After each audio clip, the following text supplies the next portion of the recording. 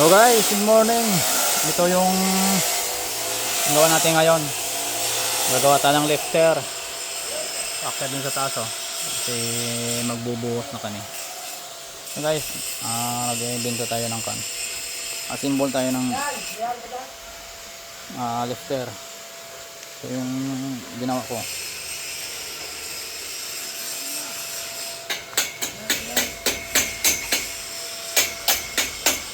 Guys, ito yung gamit natin, motor na Rossi. Ayan, Rossi na motor ang gamit natin dito.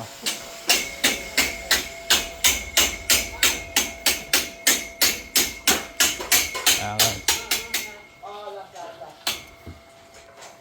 magbubuhos tayo doon sa taas. Ayan guys, susunod naman na update.